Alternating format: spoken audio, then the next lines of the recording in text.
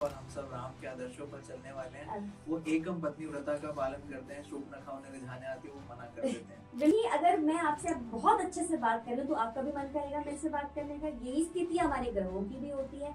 पर अगर कोई प्लेनेट कहता है कि भाइयों का ध्यान रखो तो भाइयों का ध्यान रखो, मंगल अपने आप ठीक हो जाएगा।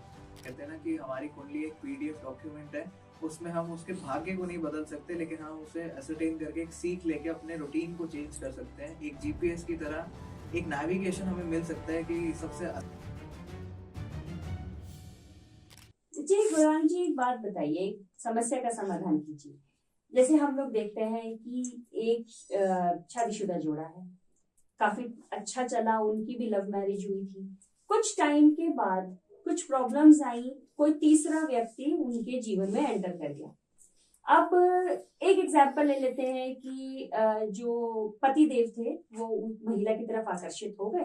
धीरे धीरे धीरे धीरे ये आगे चलता रहा और एक टाइम ऐसा आ गया कि उन्होंने कहा अपनी पहली पत्नी को कि देखिए, बस अब हम आपके साथ रहना नहीं चाहते हैं और अब हम अलग रहेंगे और हम दूसरे से शादी करेंगे। तो ये आजकल बहुत देखने को मिल रहा है।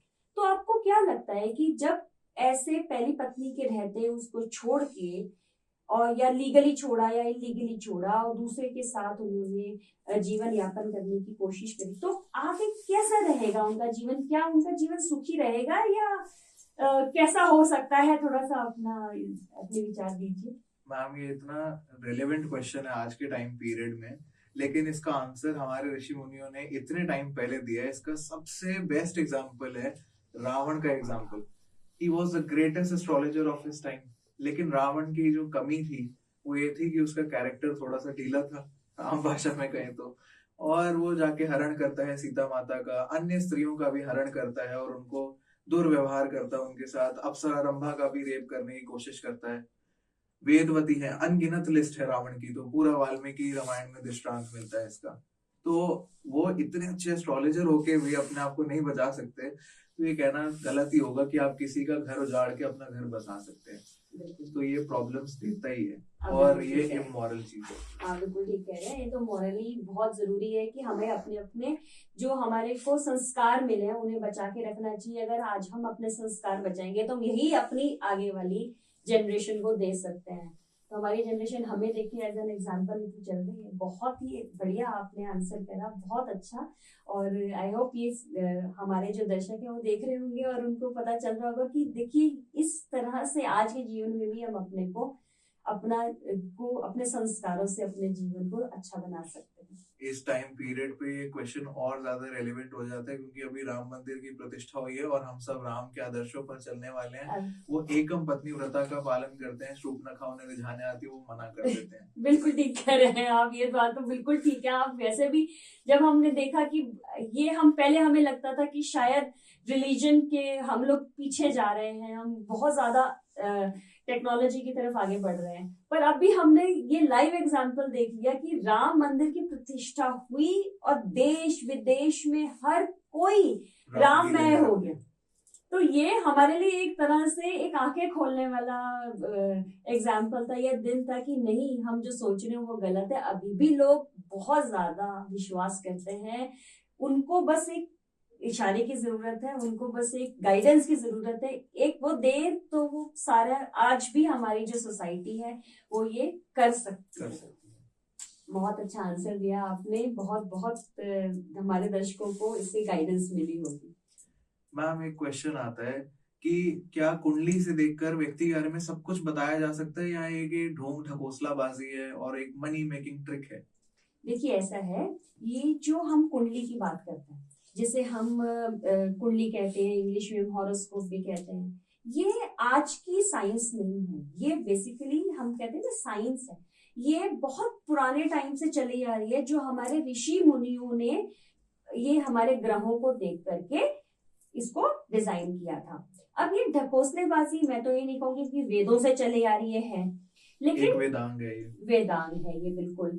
तो ये जो है, इसमें हम लोग, अगर कोई देखने वाला बहुत अच्छा है और वो बहुत ही ऑनेस्टली किसी चीज को देख रहा है, हम किसी के साथ चार्ट से किसी का भूत, भविष्य और वर्तमान तीनों चीजें देख सकते हैं।